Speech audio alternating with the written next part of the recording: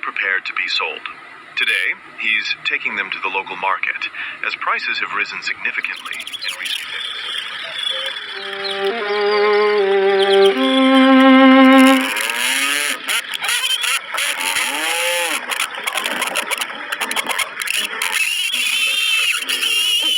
ਸਤਿ ਸ੍ਰੀ ਅਕਾਲ ਸੱਜਣ ਜੀ, ਤੁਹਾਡੇ farm house ਤੇ ਕਿੰਨਾ ਸੁਹਾਵਾ ਦਿਨ ਹੈ। ਮੈਂ ਸੁਣਿਆ ਹੈ ਕਿ ਤੁਸੀਂ ਆਪਣੀਆਂ ਗਊਆਂ ਵਿੱਚੋਂ ਇੱਕ ਵੇਚਣ ਦਾ ਸੋਚ ਰਹੇ ਹੋ। ਸੁਪਰਭਾਤ ਜੀ, ਇਹ ਸਹੀ ਹੈ।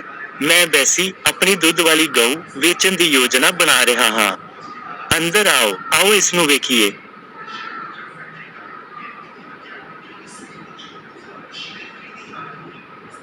ਤੁਸੀਂ ਕੀ ਕੀਮਤ ਮੰਗ ਰਹੇ ਹੋ? 1500 ਰੁਪਏ, ਪਰ ਜੇਕਰ ਤੁਸੀਂ ਨਕਦ ਵਿੱਚ ਭੁਗਤਾਨ ਕਰੋ ਅਤੇ ਅੱਜ ਹੀ ਉਸ ਨੂੰ ਲੈ ਜਾਓ, ਤਾਂ ਮੈਂ ਇਸ ਨੂੰ 1400 ਰੁਪਏ ਤੱਕ ਘਟਾ ਸਕਦਾ ਹਾਂ। ਜ਼ਰੂਰ, ਤੁਸੀਂ ਇਸ ਬਾਰੇ ਕੀ ਸੋਚਦੇ ਹੋ? ਮੈਂ ਲਗਭਗ 10,000 ਰੁਪਏ ਬਾਰੇ ਸੋਚ ਰਿਹਾ ਸੀ, ਪਰ ਸਾਨੂੰ ਥੋੜਾ ਜਿਹਾ ਗੱਲਬਾਤ ਕਰਨ ਦੀ ਲੋੜ ਹੋ ਸਕਦੀ ਹੈ। ਪਰ ਮੈਂ ਹੋਰ ਜਾਣਨਾ ਚਾਹਾਂਗਾ, ਗਾਂ ਦੀ ਉਮਰ ਕਿੰਨੀ ਹੈ ਅਤੇ ਉਸ ਦੀ ਸਿਹਤ ਕਿਹੋ ਜਿਹੀ ਹੈ? ਗਾਂ 2 ਸਾਲ ਦੀ ਹੈ ਅਤੇ ਬਹੁਤ ਸਿਹਤਮੰਦ ਹੈ। ਉਹ ਚੰਗਾ ਦੁੱਧ ਪੈਦਾ ਕਰਦੀ ਹੈ। ਤੁਸੀਂ ਆਪਣੇ ਲਈ ਦੇਖ ਸਕਦੇ ਹੋ।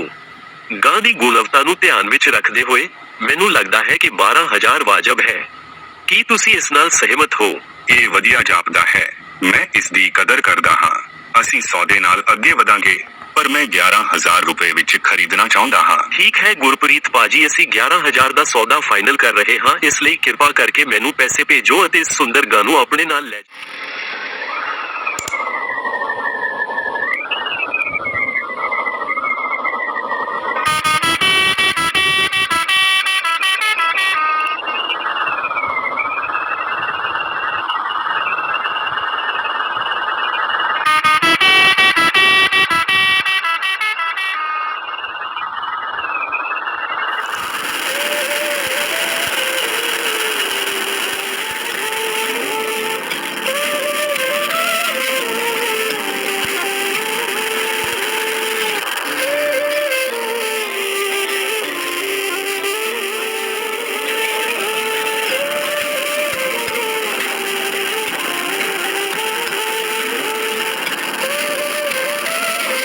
ਸਤਿ ਸ਼੍ਰੀ ਅਕਾਲ ਵੀਰ ਜੀ, ਇਹ ਮੇਰੀ ਗਾਂ ਹੈ।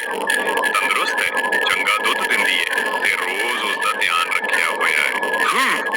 ਵਧੀਆ, ਇਸ ਦੀ ਬਣਾਵਟ, ਇਸ ਦੀ ਚਮਕ, ਅੱਜ ਤੱਕ ਮੰਡੀ ਵਿੱਚ ਇਹੋ ਜਿਹੀ ਗਾਂ ਨਹੀਂ ਵੇਖੀ। ਇਹ ਸਾਲਾਂ ਤੋਂ ਮੇਰੇ ਕੋਲ ਸੀ। ਹੁਣ ਚਾਹੁੰਦਾ ਹਾਂ ਕਿ ਕਿਸੇ ਚੰਗੀ ਥਾਂ ਤੇ ਜਾਵੇ। ਤੁਸੀਂ ਫਿਕਰ ਨਾ ਕਰੋ ਵੀਰ ਜੀ, ਇਹ ਮੈਂ ਹੀ ਲੈ ਲੈਂਦਾ ਤੇ ਕੀਮਤ ਵੀ ਸਭ ਤੋਂ ਵੱਧ ਦੇਵਾਂਗਾ। ਵਧੀਆ ਮਾਲ ਦੀ ਹਮੇਸ਼ਾ ਇੱਜ਼ਤ ਹੁੰਦੀ